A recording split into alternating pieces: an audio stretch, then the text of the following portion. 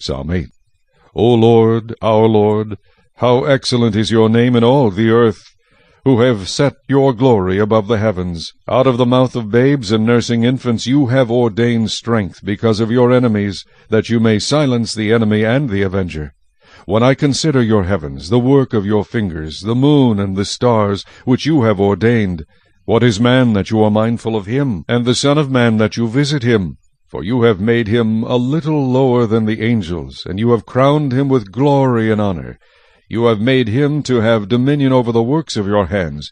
You have put all things under his feet, all sheep and oxen, even the beasts of the field, the birds of the air, and the fish of the sea that pass through the paths of the seas. O Lord, our Lord, how excellent is your name in all the earth.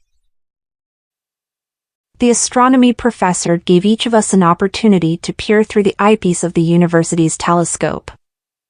What we saw was stunning. Thousands of stars in one thin segment of the heavens. This brilliant teacher who had devoted his life to the study of the skies concluded the class with these words. When I see the vastness of the universe, it makes me realize what an insignificant speck I am, just an evolutionary accident on a cooling piece of rock, spinning around a third-rate star. That man needed to read Psalm 8. David had the same feeling when he looked up at the star-filled sky. What is man that you are mindful of him? David asked the same question as my astronomy professor, but he got a very different answer. God responds to our feelings of insignificance by telling us that human beings are the center of his attention.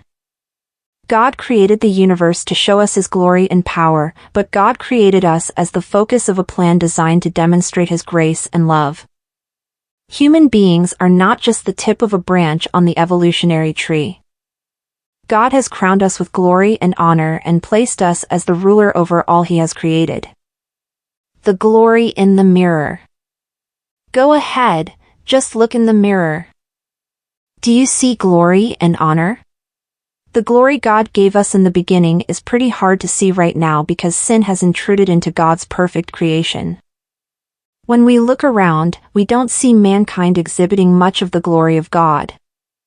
We see wars and violence and unspeakable cruelty. We don't see human beings ruling kindly over God's creation, we see them destroying God's world. But if you want to see what human beings should be like, if you want to catch a glimpse of what God created us to be, look at Jesus. He is the perfect human being, crowned with glory and honor. And someday those who believe in Jesus will be like him. We will have magnificent, built for eternity bodies.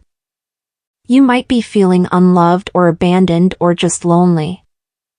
Psalm 8 is proof positive that God places great value on you.